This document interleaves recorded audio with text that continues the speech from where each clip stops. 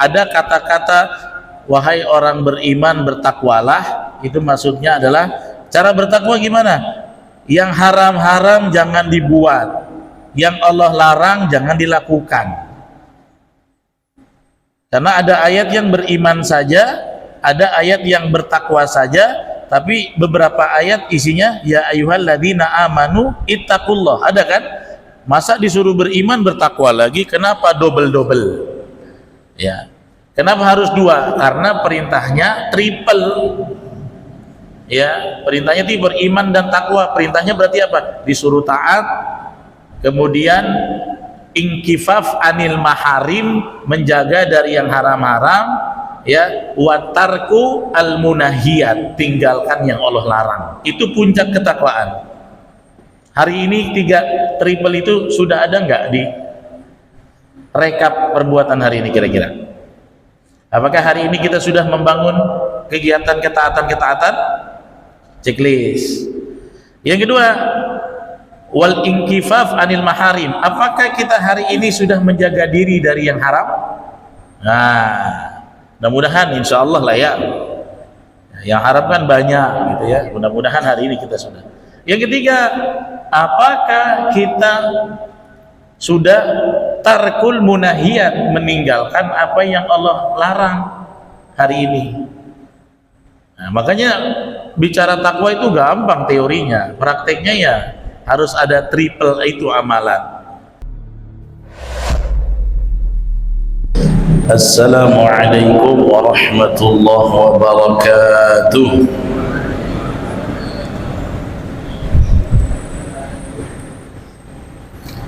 Alhamdulillah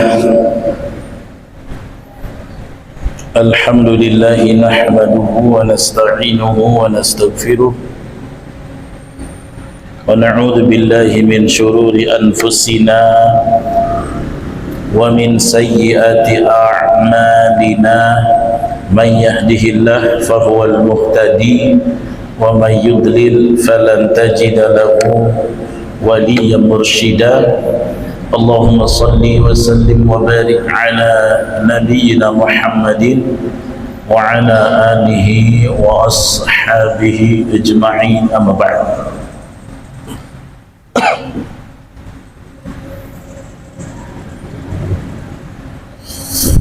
Alhamdulillah, bersyukur kepada Allah Subhanahu wa ta'ala, kita masih dipertemukan di kajian ini.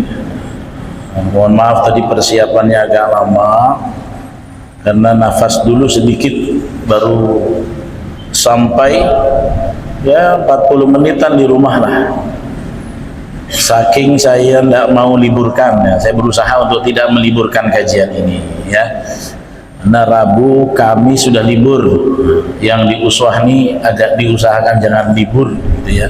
Makanya saya ikhtiarkan tadi penerbangan sampainya ba'da asar gitu. Habis sampai pun urusan biasalah, lagi urusan iklim-iklim sekarang nih, urusannya banyak sekali, pemberkasan ini itu. Tapi mudah-mudahan spirit ilmu tidak hilang dari saya dan kita semua ya. Saya berusaha Bapak Ibu untuk berkomitmen apapun yang terjadi, kita jadikan ilmu Al-Quran ini untuk dikaji adalah waktu prioritas. Mudah-mudahan Allah ridhoi kita dunia akhirat, amin. Kita langsung Al-Ma'idah 35 sampai 37. 34 itu udah ya, tentang pembunuhan itu kan, hukuman orang yang membunuh bisa dipotong tangan, bersilang, itu udah kita bahas. Sekarang 35 ya.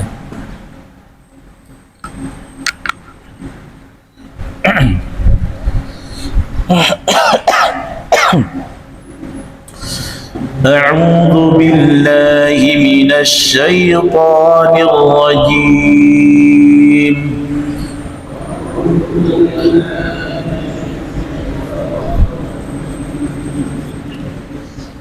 Bismillahirrahmanirrahim.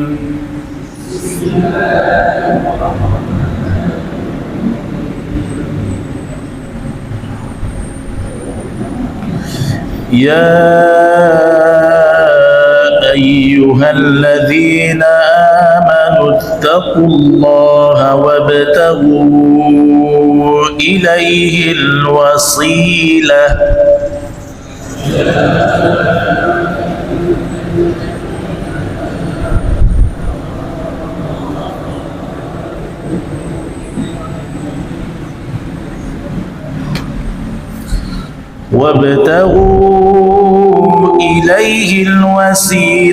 وجاهدوا في سبيله لعلكم تفلحون.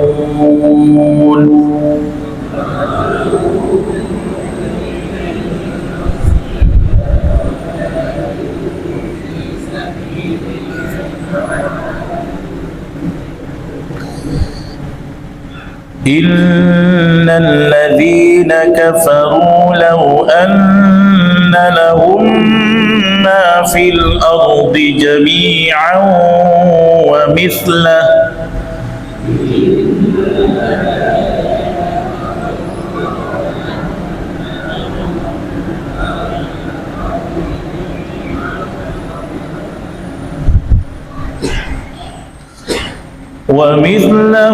معه ليفتدوا به من عذاب يوم القيامة ما تقبل منهم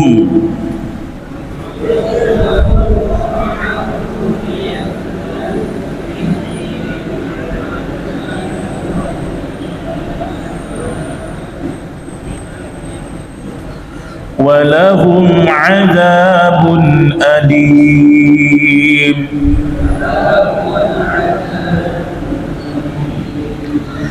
يريدون أن يخرجوا من النار وما هم بخارجين منها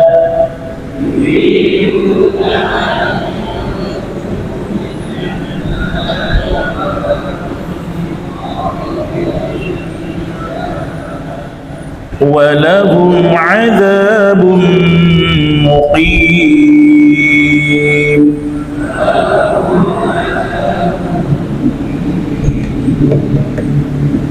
طيب.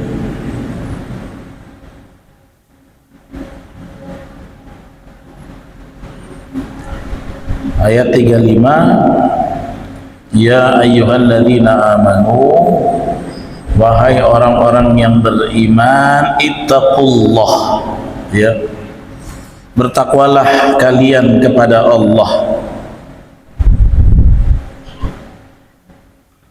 wabtaghu, dan carilah bagi kalian, ilaihi, ya, kepada Allah atau kepadanya, al-wasilah, ya, wasilah ini jalan, perantara.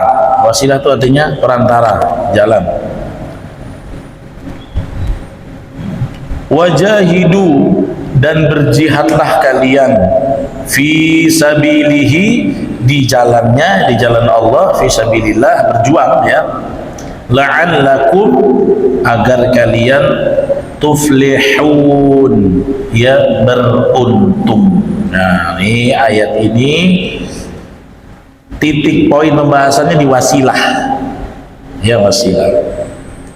Ya, kalau di ayat pertama itu normatif, Allah berfirman, ya, agar kita beriman dan bertakwa kepada Allah,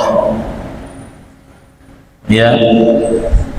Nah, kalau kata Imam Ibnu Katsir, yaqulu ta'ala amiran ibadahul mu'minin bitaqwahu, Allah berfirman memerintahkan hamba-hambanya beriman untuk bertakwa. Itu maksudnya apa? Idza qurinat bitta'ah, ya, kalau disebutkan tentang ketaatan, kanal murad biha, maka maksudnya ketaatan dalam takwa ini adalah al-inkifaf anil maharim wa tarkul munihat, ya, menjaga diri dari yang haram-haram, ya, meninggalkan yang Allah larang. Nah, itu kalau ada kata-kata wahai orang beriman bertakwalah, itu maksudnya adalah cara bertakwa gimana? yang haram-haram jangan dibuat, yang Allah larang jangan dilakukan. Karena ada ayat yang beriman saja, ada ayat yang bertakwa saja, tapi beberapa ayat isinya ya ayyuhalladzina amanu ittaqullah. Ada kan? Masa disuruh beriman bertakwa lagi, kenapa double-double? Ya. Kenapa harus dua? Karena perintahnya triple. Ya, perintahnya itu beriman dan takwa. Perintahnya berarti apa? Disuruh taat, kemudian inkifaf anil maharim, menjaga dari yang haram-haram, ya, watarku al munahiyat, tinggalkan yang Allah larang. Itu puncak ketakwaan. Hari ini 3 triple itu sudah ada nggak di rekap perbuatan hari ini kira-kira? Apakah hari ini kita sudah membangun kegiatan ketaatan-ketaatan? Checklist. Yang kedua, wal inkifaf anil maharim. Apakah kita hari ini sudah menjaga diri dari yang haram? Nah, mudah-mudahan insya Allah lah ya. Yang haram kan banyak gitu ya. Mudah-mudahan hari ini kita sudah. Yang ketiga, apakah kita sudah tarkul munahiyat, meninggalkan apa yang Allah larang hari ini? Nah, makanya bicara takwa itu gampang teorinya, prakteknya ya harus ada triple itu amalan. Apakah kita hari ini sudah meninggalkan yang Allah larang? Sudah Ustaz? Ada nggak melihat yang laki-laki, perempuan yang tidak tutup aurat kita nikmati hari ini? Cantik juga cewek itu. Ah, berarti belum. Belum di checklist, ya. Atau apakah kita sudah jaga dari yang haram? Nah, ada tak yang hari ini bohong janjian sama kawannya? Bentar, aku udah di depan, padahal baru bangun. Nah, itu. Ya, berarti kita masih kejeblos. Ya, maka bicara takwa itu secara teoritis mudah, tapi komponennya itu bukan hanya taat meninggalkan yang haram, menjauhi yang dilarang. Dan itu kata Imam Ibnu Katsir, identiknya kalau ada ayat berimanlah dan wahai orang beriman bertakwalah, berarti terkumpul 3 komponen itu. Nah, di ayat ini menarik, ada kata-kata berimanlah wahai orang beriman bertakwalah, wabtagu ilaihi, mintalah ya kepadanya atau kepada Allah al-wasilah, jalan. Nah, inilah sebenarnya ayat yang dipakai oleh orang-orang yang membolehkan namanya tawasul. Ya, tawasul. Tawasul itu mengambil perantara untuk mendapat ridha Allah. Kita punya hajat kepada Allah, kita memohon ridha Allah, kita pakai perantara. Nah, sekarang pertanyaan saya, dalam Islam tawasul menjadikan perantara untuk mendapatkan hajat kita kepada Allah boleh atau tidak? Boleh tak? Boleh. Ya. Selama tawasulnya yang yusra' disyariatkan dalam Islam. Tawasul pada orang soleh boleh nggak? Boleh. Ketemu kiai, ketemu alim ulama, ketemu ahlul Quran, doakan saya ya, anak saya lagi daftar ke universitas mau jadi sarjana agama. Boleh. Minta perantara orang soleh. Kalau orang solehnya masih hidup, kalau orang solehnya sudah meninggal, nah itu pembahasannya lain, itu khilafiyah lagi para ulama. Boleh, ya. Kemudian bertawasul, kita sholat, kita sedekah, minta ada keluarga kita yang sakit minta disembuhkan, tawasul dengan amal soleh, boleh atau tidak? Boleh. Dalilnya apa? Dalilnya hadis Riyadhus Shalihin ketika 3 orang terjebak di gua, pernah dengar nggak? Ya kan, terjepit batu, batunya gimana gesernya? Mereka berdoa dengan meminta kepada Allah dikeluarkan dengan wasilah amal soleh, maka bertawasul itu boleh. Yang ketiga, tawasul kepada Nabi Muhammad boleh tidak? Ya sangat boleh. Makanya kalau ada orang yang menolak secara jelas tawasul, itu kurang wise, kurang bijak caranya, karena harus di breakdown dulu tawasul yang seperti apa, ya. Karena pada umumnya diperbolehkan mencari wasilah. Oh, tapi ada orang ziarah kubur, itu syirik Ustaz. Kenapa syiriknya? Minta sama kuburan. Jangan suudzon, belum tentu orang di kubur ziarah tuh minta sama ahli kuburnya, ya kan? Jadi jangan suudzon lah dulu. Bisa saja dia ziarah, bawa jemaahnya, diceritakan ini orang soleh, pejuang agama pada zamannya, kan boleh, ya, nggak ada masalah. Bukan wahai orang soleh di kubur, bukalah pintu surga melalui engkau, kan belum tentu. Makanya ketika lihat ada orang yang di kuburan ngumpul doa, langsung bilang dengan video, dengan kamera, disebut ini melakukan perbuatan syirik. Belum tentu kok, belum tentu. Nggak boleh suudzon, Pak. Hidup tuh jangan terlalu banyak berprasangka buruk, nengok foto, nengok video, jangan. Nggak tenang hidup Bapak Ibu. Kalau nggak punya info jelas tabayun, nggak usah. Kecuali kita tanya, ngapain tuh rame-rame di kubur, doa sama minta sama ahli kubur? Bukan. Wah, ini perbuatan syirik, sudah di-share gitu di media sosial. Orang Islam di kubur berdoa, minta pada ahli kubur. Padahal kalau di tabayun ternyata orang yang ziarah lagi doakan yang di kubur. Allahumma gfir lahum warhamhum. Kan mereka memang butuh doa kita. Jadi jangan, ya, begitu. Kemarin orang-orang yang melarang mutlak juga berziarah, ya, doa di kubur, ternyata juga mereka melakukan sholat di kubur ketika ada, ya, ulama besarnya yang meninggal. Jadi jangan suudzon dulu kita memandang sesuatu. Saya mengajak Bapak Ibu, di iklim sekarang ini jangan terframing dengan berita yang ada di medsos segampang itu, menelan semudah itu. Saya kan pernah ceritakan kasus terbunuhnya Khalifah Utsman bin Affan karena dulu hoaks kebencian yang diciptakan oleh musuh Islam Abdullah bin Sabah laknatullah alaih. Padahal zaman itu belum ada WA, belum ada grup-grup, tapi hoaks berhasil memprovokasi 4.000 orang memberontak kepada Khalifah Utsman. Sadis ya tuh. Kita mungkin kalau hari ini ada Utsman bin Affan jadi presiden, kita sanjung-sanjung, tapi di zamannya sesoleh Utsman dibunuh sama orang Islam karena berita-berita yang tidak jelas. Jangan ya, apalagi sekarang nih dikit lagi nih, pilkada, pilwako, pilbuk, apalagi pilbuk, pil segala pilnya, ya. Itu nanti akan banyak isu-isu, goreng sana, goreng sini, ya.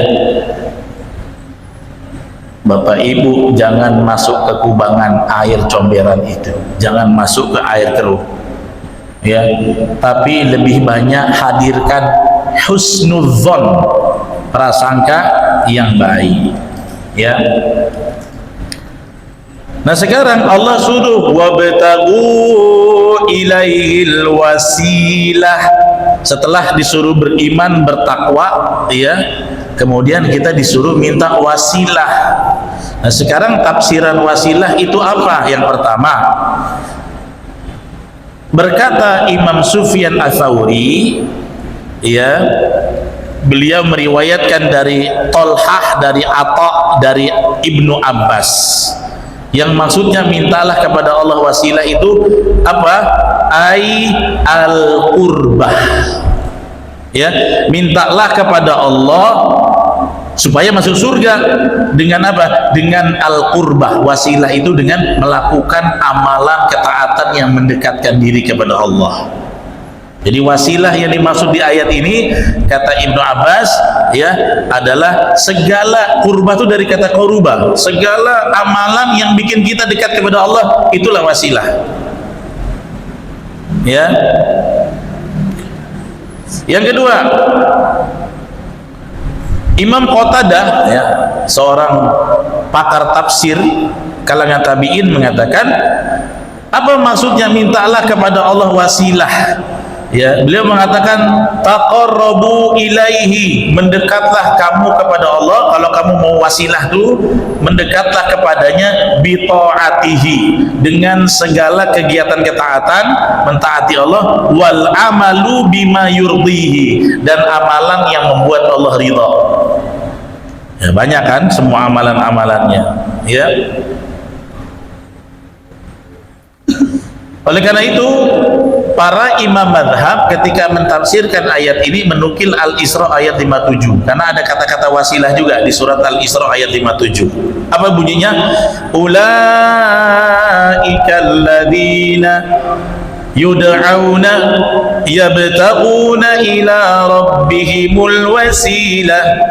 Ya, mereka adalah orang-orang yang yad'un, yang menyeru, yang meminta, wa yabtagun, dan mencari kepada Rabb mereka al-wasilah. Berarti mereka meminta kepada Allah supaya dikasih kekuatan taat. Itulah disebut dengan wasilah. Kata Imam Ibnu Katsir, qala haula'il a'immah, berkata semua para imam, la khilafa bainal mufassirin, tidak ada khilaf antara ahli tafsir, ya, fihi, di dalam makna ini. Wa ansyada Ibnu Jarir alaihi qaulu syair, dan dikuatkan dengan syair dari sebuah syair dari Ibnu Jarir, bahwa yang dimaksud meminta wasilah adalah jalan ketaatan kepada Allah. Jadi kalau mau nyampe kepada Allah, mau dapat ridha Allah, jalannya dengan ketaatan. Ya. Apalagi pendalaman tentang mana wasilah. Dalam tafsir Ibnu Katsir disebutkan hiya allati yatawassalu biha ila tahsilil maqsud. Maksudnya jalan perantara wasilah adalah sesuatu yang bisa menyampaikan kamu kepada satu tujuan. Sekarang saya tanya, tujuan kita mendekat kepada Allah supaya apa? Masuk surga. Ya, makanya gimana caranya masuk surga? Ya dengan bertakwa, beriman, beramal, melakukan ketaatan. Ya, karena saya beberapa hari lalu ada ngajar di satu instansi. Ustaz, kami di kantor ada baca hadis. Hadis apa? Riyadhus Shalihin. Di hadis itu katanya ada hadis yang mengatakan bahwasanya hamba-hambanya itu masuk surga karena ridho Allah, karena rahmatnya, bukan masuk surga karena amalannya. Ada hadisnya memang. Wala anta ya Rasulullah, apakah engkau begitu juga wahai Rasulullah? Kata Nabi, wala ana, iya saya juga, saya ini masuk surga karena rahmat Allah. Lantas pertanyaannya, berarti Ustaz, kita kalau beramal ingin surga, salah lah ya. Kan yang bikin masuk surga bukan amalan kita, tapi rahmat Allah. Kan jadinya ambigu nih, nggak jelas. Saya bilang, salah satu variabel kita dapat rahmat Allah adalah dengan ketaatan dan amalan. Dan itu harus simbiosis, nyambung. Ada nggak orang yang doa terus dia dapat rahmat Allah tapi nggak sholat, nggak beramal? Ya kan saya yang penting minta rahmat. Ya Allah, rahmat Allah. Hayya 'alas shalah. Ya Allah, berikan rahmat. Hayya 'alas shalah, beli rahmat. Nggak sholat. Maka nggak mungkin dia bisa mencapai ilal maksud, kepada tujuan, bi ghairi wasilatin, tanpa perantara. Makanya kalau mau sampai tujuan, ya wasilah, harus punya perantara, jalan. Jalannya apa? Bi ta'atihi wal amal, ya, dengan ketaatan dan amalan, ya. Nah, ternyata Imam Ibnu Katsir menukil satu pendapat bahwa salah satu kata wasilah juga ditafsirkan para salafus soleh adalah, ya, ilmu ala a'la manzilatan fil jannah. Yang dimaksud wasilah itu adalah kedudukan yang tinggi di surga. Siapa yang dapat kedudukan tinggi di surga? Jadi di surga, surga Firdaus, ada makom tertinggi, tempat duduk tertinggi, dan itu hanya khusus untuk Rasulullah Sallallahu Alaihi Wasallam. Yang lain nggak nyampe. Itulah, ya. Wadaruhu fil jannah, dan wasilah itu tempat tinggi mulia khusus buat Rasulullah, rumah bagi beliau di surga nanti, rumahnya Nabi. Di mana tempatnya? Wahya aqrabu amkinatin, dia adalah tempat yang dekat ya, ilal arsy, dari arsy Allah tidak jauh ke surga yang tingginya, seperti itu. Nah, caranya bagaimana? Nabi bilang, itu tempat khusus untuk aku, karena aku Nabi terakhir. Kalian kalau dengar azan, minta supaya aku diberikan wasilah. Nanti kamu akan dapat syafaah. Jadi kita doakan Nabi dapat wasilah, kita nanti dapat syafaah. Itu feedbacknya, ya. Kapan kita meminta Nabi supaya Nabi dapat wasilah? Nabi sudah kasih tahu, dan itu ada dalam hadis Bukhari. Ya. Nabi bilang apa? Man qala. Ini semuanya pasti sering baca, cuman enggak ngeh. Barang siapa yang mengucapkan hina yasma'un nida, ketika dia mendengar azan, Allahumma rabba hadhihi da'wati tammah wassalatil qa'imah ati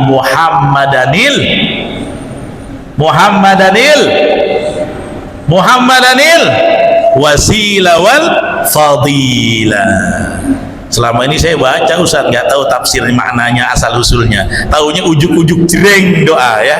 Ini sebenarnya salah satu asbabul wurud ya. Apa arti Muhammadanil wasilata wal fadilah? Ya Allah, berikanlah kepada Nabi Muhammad wasilah, tempat yang tinggi di surga yang paling mulia di atas. Wal fadilah, fadilah apa artinya? Kemuliaan. Ya, wa ba'athu maqaman mahmudan. Ya, berikanlah kepada beliau maqam, tempat mahmudan yang terpuji, allati wa'addah, yang engkau janjikan. Innaka la tukhliful mi'ad, engkau tidak pernah menyelisihi janji. Kata Nabi apa? Ya, Nabi bilang, illa halat lahu syafa'ah yaumal qiyamah. Siapa yang mengucapkan ini ketika dia selesai mendengar azan, dia doakan wasilah untuk aku, maka kamu yang doakan dapat syafaat dariku. Makanya jangan peloke, kalau azan doakan. Kenapa kita nggak dapat yang wasilah itu? Nggak nyampe makom kita. Itu khusus Sayyidul Anbiya. Masa kita cuma doakan Nabi? Jangan cuma doakan Nabi, kalau doakan Nabi dapat 10 kali lipat. Ya, makanya Nabi perintahkan untuk kalau dengar azan minta wasilah, supaya wasilah diberikan aku, halat lahu syafaati, nanti kau akan dapat syafaat pertolongan saya. Jadi ibu-ibu yang suka sholawatan, salah satu ya yang kita bicara sunnah Nabi ya, yang ikut kajian sunnah ini, itu salah satu sunnahnya adalah baca doa ketika azan, maka kita dapat syafaat Nabi sallallahu alaihi wasallam ya. Tapi Ustaz, saya lihat kawan saya habis azan dia buka HP. Jangan suudzon, dia sambil buka sambil baca lah tuh, Allahumma rabb hadhihi da'wati tammah salatil qa'imati Muhammad.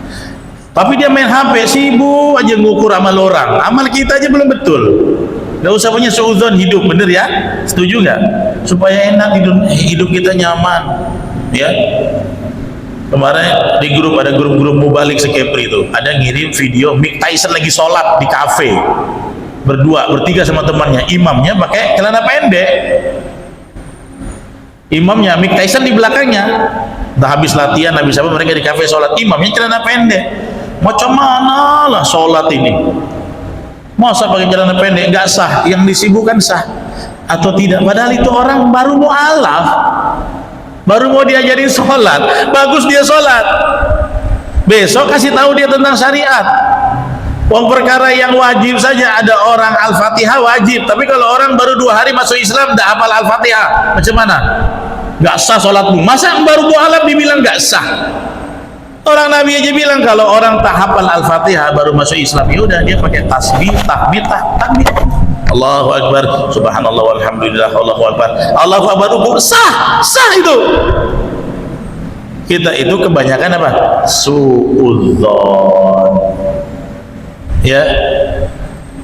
Nah, jadi itulah wasilah tempat tinggi di surga yang kalau kita mintakan untuk Nabi, kata Nabi, ya illa halat lahu syafa'ah yaumal qiyamah. Buat yang mintakan itu untukku, nanti buat dia syafaat dariku di hari kiamat. Syafaat itu apa sih? Pertolongan.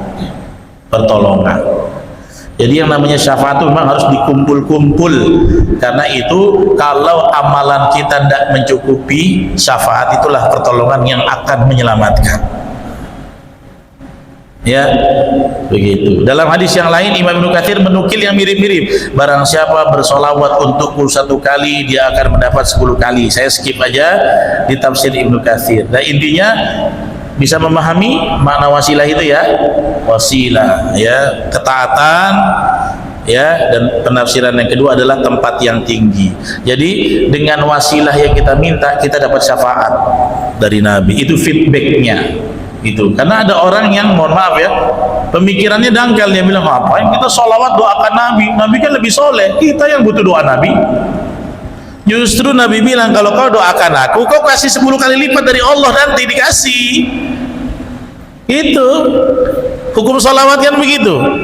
Man shalla alaiha salatan alayya salatan wahidatan, barang siapa bersolawat kepadaku untuk aku dengan 1 buah solawat, sallallahu alaihi biha asyra, Allah akan balas. Solawat itu artinya kan doa, keberkahan, rahmat, itu yang disebut dengan solawat, maka dia akan mendapatkan 10. Ya, yang namanya solawat itu doa, keberkahan, rahmat. Ayatnya kan hafal. Ya,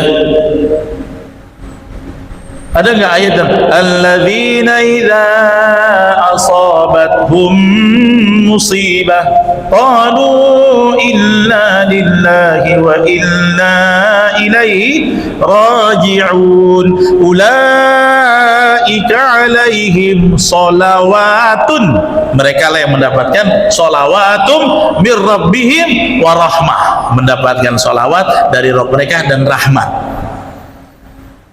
Jadi bukannya jangan kata-kata letterlek mereka yang dapat sholawat berarti Allah berselawat ke kita, bukan. Sholawat itu bisa diartikan sholat, bisa diartikan doa, bisa diartikan shollu ala nabi, bisa juga diartikan bis yang membawa jamaah haji dari hotel ke Mekah, namanya bis apa? Ayo, yang udah habis sholawat kan, ya kan? Yang naik haji ini tahu, yang hotelnya jauh-jauh pasti nanti dibawa pakai bis sholawat sebanyak 5 waktu dalam 1 hari. Baik, itu makna wasilah. Wabtagu ilaihil wasilah, ya, mintalah kepadanya wasilah. Wajahidu fi sabilihi, dan berjihadlah di jalan Allah. Nah, jadi kesempurnaan perbuatan seseorang, dia beriman, dia bertakwa, dia taat, dia beramal, tadi wasilah. Setelah udah semua ini, Allah suruh dia berjuang. Karena nggak mungkin ada orang yang sanggup berjihad untuk merelakan nyawanya untuk Allah dan Rasulnya sebelum komponen amalan-amalan iman, takwa, taat ini dia lakukan berat. Tiba-tiba ujuk-ujuk jihad, enggak. Orang yang sudah beriman aja di zaman Nabi di Madinah, ada yang sudah beriman berapa waktu disuruh jihad lari. Udah beriman, apalagi yang belum memenuhi unsur-unsur tadi. Maka ternyata sebelum Allah suruh perintahkan tentang perkara jihad, itulah hal-hal yang Allah Subhanahu wa taala sampaikan tentang iman, takwa, taat, beramal, ya, wasilah dan yang lain-lain. Wajahidu, ya, dan berjihadlah, berperanglah, ya, fi sabilihi, di jalan Allah, ya, la'allakum tuflihun, supaya kalian beruntung, ya. Nah, ini perintah Allah untuk lamma amarahum bitarkil maharim wa fi'li ta'ah, ketika Allah memerintahkan mereka meninggalkan yang haram, melaksanakan ketaatan, amarahum bil qitalil a'da, Allah perintahkan mereka memerangi musuh-musuh agama, minal kufari, orang kafir, wal musyrikina, orang-orang musyrikin, wal kharijina anit tariqil mustaqim, golongan-golongan yang keluar dari jalan yang lurus, at-tarikina lid-dinil qawim, orang-orang yang meninggalkan agama yang lurus, wa raghabahum fi dzalika billadzi a'addahu lil mujahidin fi sabilihi yaumil qiyamah, dan Allah janjikan untuk mereka yang mau berjuang untuk agama minal falahi.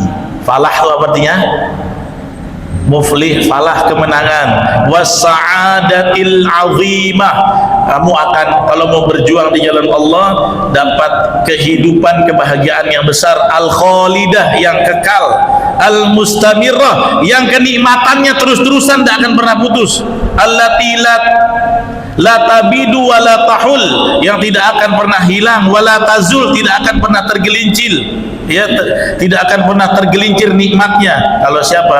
Orang-orang yang mau wajahidu fi sabilihi. Sekarang pertanyaan saya, di ayat ini disuruh jihad dan qital. Sekarang syariat jihad dan qital sudah jatuh belum untuk kita orang Indonesia? Belum. Tapi kalau untuk orang Palestina, ayat ini sudah wakil. Ya, saya yakin kalau kita sudah diperintahkan ulil amri, banyak yang mau melamar jadi relawan. Tapi saat ini, konteks ini, wajahidu fi sabilihi, berjuanglah, berjihadlah di jalan Allah sesuai dengan fiqhul waqi', fikih yang realitasnya kita hadapi.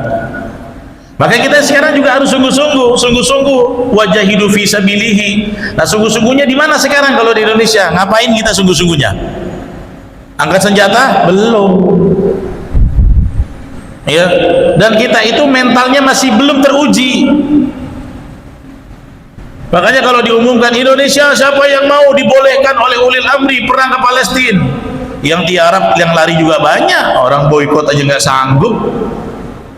Baru 1 bulan nggak makan Kentucky demam, beli juga akhirnya yang produk afiliator Israel. Ya, ada nggak yang itu? Ada. Saya kemarin baru pulang dari Arab aja, masih banyak yang jajan itu produk-produk boikot itu. Aduh, geleng-geleng. Ya, masih terjadi. Kita tuh belum kuat, makanya kita harus kuatkan. Ya, nah sekarang wajahidu fi sabilihi, berjihadlah, berjuanglah, sungguh-sungguhlah di jalan Allah. Sekarang apa? Yang pertama, jihadul ilmi, ilmu dulu. Jangan baru pergi kajian gara-gara sakit. Kenapa? Ada sakit di kaki saya. Sakitnya apa? Kutil. Sakit kutil nggak pergi pengajian. Kenapa? Pilek Ustaz. Kenapa? Pilek dari kapan? Ini sudah 5 kali bersin, jadi saya nggak bisa datang. Baru 5 kali bersin nggak datang. Apalagi kalau capek-capek sikit. Wajahidu fi sabilihi. Sungguh-sungguh, jangan cengeng. Baru pegel-pegel nggak ikut pengajian 3 kali, pegel-pegelnya cuma setengah jam, nggak boleh. Ini juga saya ngomong untuk diri saya, nggak boleh capek-capek sedikit kajian libur. Kalau perlu sampai nggak kuat baru kita izin, begitu. Wajahidu fi sabilihi. Bapak Ibu mau masuk surga kan? Mau masuk surga kan? Ya udah, harus siap kerja keras. Apa mungkin masuk surga tanpa bermujahadah? Mau santai-santai? Gak bisa. Kan Allah bilang begitu, Ali Imran 142. Kalau di halaqah saya sudah bahas ini ayat. Apa mungkin kamu masuk surga tanpa kamu sungguh-sungguh? Kan kata Allah begitu. Makanya ayatnya ini relevan, wajahidu fi sabilihi. Apa kata Allah? Ali Imran 142. Am hasibtum an tadkhulul jannah, apakah kamu kira kamu akan masuk surga? Tuh, lihat. Am hasibtum, apakah kau menduga kau bakal masuk surga? Ini kan buat kita. Am hasibtum an tadkhulul jannah walamma ya'lamillahu alladhina jahadu minkum wa ya'lamas sabirin. Sebelum Allah tahu siapa di antara kalian yang bersungguh-sungguh dan sabar mau masuk surga, Allah pengen lihat kau sungguh-sungguh tak, sabar tak berjuang. Makanya omong kosong surga kalau kita nggak mau capek. Saya selalu bilang di halakoh saya binaan khusus, saya bilang begitu karena kami ada pengajian malam-malam. Ayah-ayah muda tuh ya capek Pak, habis isya kita ngaji sampai jam 11 kadang-kadang. Ya kalau mau masuk surga harus capek. Sama juga kita nggak mau capek, gajinya mau 2 kali UMR, mimpi kamu. Nggak bisa mau masuk surga. Kata Allah, apa kamu bakal masuk surga sebelum Allah tahu kamu sungguh-sungguh? Ya, nah sungguh-sungguh kita sekarang belum perang, belum. Nanti kalau Dajjal turun baru kita siap-siap. Belum. Palestina sudah. Nah sekarang untuk ilmu, jihadul ilmi dulu. Bergerak cari ilmu ke sana kemari. Jauh Ustaz, saya sering tuh begitu bilang. Ustaz, pengajian tafsir di mana? Di Al-Uswa Batu 10. Jauh saya di Batu 3. Ya saya aja jalan ke sini. Batu 3 jauh. Saya dulu waktu jadi santri ikut daurah, ikut kajian dari Jakarta Timur ke Tambun. Coba. Untuk ikut daurah. Namanya Ustaz Hanung Al-Hamad, Dr. Hanung. Ya dia memang takhusus di ilmu hadis, ahli hadis. Dr. Hanung Al-Hamad, LCMPDI. Saya dulu ikut kajian beliau, saking bagusnya kalau beliau ngajar hadis ya. Berangkatnya jam 5:30, kajiannya jam 9. Naik bis saya sih jadi santri itu, izin dulu sama kepala asrama. Jadi kalau sekarang baru saya di Batu 10, kajiannya di Batu 20, lembek. Tiket surga mau tegadai. Kalau mau masuk surga harus siap capek, siap sungguh-sungguh dan bersabar. Insya Allah. Ya, saya tahu Bapak Ibu kan kesini capek-capek juga. Ya mudah-mudahan capek itu tiket surga kita. Oke, ayat berikutnya apa tuh? Ayat berikutnya.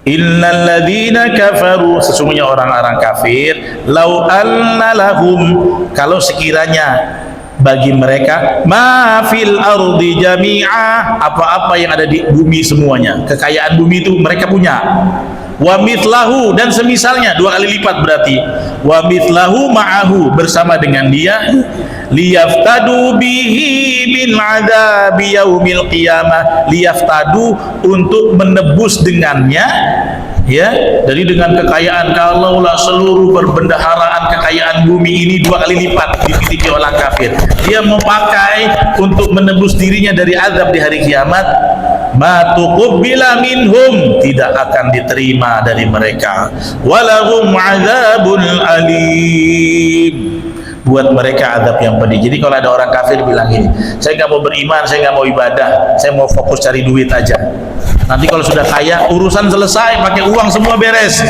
Nanti dulu Alfonso ya, urusan di akhirat tidak bisa kau tebus. Walaupun ma fil ardi jami'an wa mithlahu, kau punya seluruh harta bumi, wa mithlahu itu maksudnya seperti itu juga 2 kali lipat, untuk kau tebus nanti di depan malaikat tidak akan cukup, walaupun dia orang kaya. Makanya Bapak Ibu jangan hasad dengan harta orang kafir. Nggak cukup nanti nyelamatin mereka. Saya punya kekayaan ya Allah, malaikat laporkan ke Allah supaya saya lolos. Mana bisa, kita inilah yang duitnya nggak seberapa lolos ya. Jadi di ayat ini Allah menghinakan kedudukan orang kafir, dan Allah menyanggah harta dunia itu tidak bisa menebus apapun di akhirat ya. Ayat selanjutnya, yuriduna ayyakhruju minan nar, mereka ingin ayyakhruju, keluar minan nar, dari neraka, wa ma hum, tetapi tidaklah mereka bi kharijina minha, tidak akan dapat keluar dari sana. Nggak bisa orang kafir. Walahum adzabun muqim, untuk mereka azab yang muqim. Muqim itu artinya bertempat terus, artinya adalah kekal ya, azab yang kekal. Jadi orang kafir tidak akan bisa keluar. Ustadz, gimana kalau dia nggak beribadah tapi dia muslim, dia nggak kafir? Ya dia di neraka, bisa keluar nggak? Susah. Katanya kalau ada orang beriman dia bisa ke surga juga. Ya susah kalau belum habis dosanya dibakar. Kan ada orang begitu, sholat nggak perlulah 5 waktu bolong-bolong. Yang penting ada iman kan masuk surga. Iya, masuk surganya tunggu hangus habis dulu dosamu. Ya, nggak bisa di surat Sajadah kan disebut itu. Wa ammal ladzina fasaqu fama'wahumul nar, dan orang-orang yang fasik, ya kan, maka buat mereka neraka. Kullama aradu ay yakhruju minha, setiap kali mereka ingin keluar dari sana, apa? U'idu fiha, dikembalikan. Kenapa dikembalikan? Bro, jangan keluar dulu, belum habis kau dibakar nih. Kan saya beriman, nanti dulu, dosanya masih banyak, masih 10 kintal lagi dosamu. Nanti kalau 10 kintal dah habis, baru kau bisa masuk surga. Na'udzubillah min dzalik. Jangan sampai sudah dengar cerita ini, ayat ini masih bilang, nggak apa-apa lah Ustadz, yang penting nanti ujung-ujungnya masuk surga. Jangan, ya, jangan ya dek ya. Jangan ya dek ya, jangan nantangin neraka ya dek ya, jangan. Kita tuh berdoa, walaupun mungkin kita punya dosa ya masa lalu ya, tapi mudah-mudahan saya nggak kenal sama penjaga pintu neraka ya Allah. Caranya gimana? Beramal, bersungguh-sungguh doa.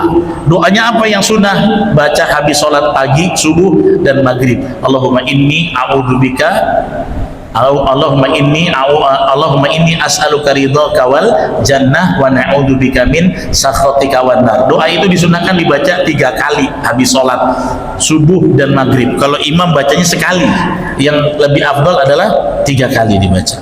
Mudah-mudahan Allah masukkan kita ke surga, dijauhkan dari nerakanya. Berapa menit lagi? 1. Pertanyaan kemarin mana? Udah habis? Udah dibahas ya? Alhamdulillah lah kalau sudah ada yang jawab. Oh udah, yang berenang, sholat sambil berenang tuh kan? Udah. Begitu ya Bapak Ibu. Jadi mulai hari ini berjuang untuk ilmu, berjuang melawan kesyirikan. Kita belum suruh berjuang ke Palestina, belum ya. Berjuang secara ekonomi, berjuang secara politik. Orang-orang yang menyerukan kemaslahatan Islam itu kita perjuangkan. Kalau orang-orang yang nggak jelas memperjuangkan kebaikan Islam, kita tenggelamkan ya. Itu yang harus kita perjuangkan sekarang, aspek ilmu, pendidikan, ekonomi, politik. Nanti kalau sudah masaknya harus berjuang secara qital dan jihad sebagaimana Palestina, ya kita harus siap juga. Demikian yang bisa saya sampaikan. Kita tutup dengan doa kafaratul majlis. Subhanakallah wa bihamdika asyhadu an la ilaha illa anta astaghfiruka wa atubu ilaik. Sebelum salam saya mau infokan, ini rumah tahfiz yang kami bangun itu sudah di akhir, tinggal 1 aja. Butuh, ternyata air bersihnya kurang. Dulu sudah dibantu oleh Yakesma 1 sumur bor 30 meter. Cuman air tidak banyak, jadi sedang membutuhkan sumur. Nah ini yang mau wakaf, mau infak untuk sumur, boleh gabung. Lagi perlu sumur karena batunya cadas, kata tukang gali sumur 9 berapa ya, saya lupa, 300 per cincin. Kalau yang cincinnya 1 meter kalau nggak salah 400, tapi kalau ketemu cadas per meter 2 juta katanya. Dan kami sudah teliti, tempat RT itu memang cadas batunya.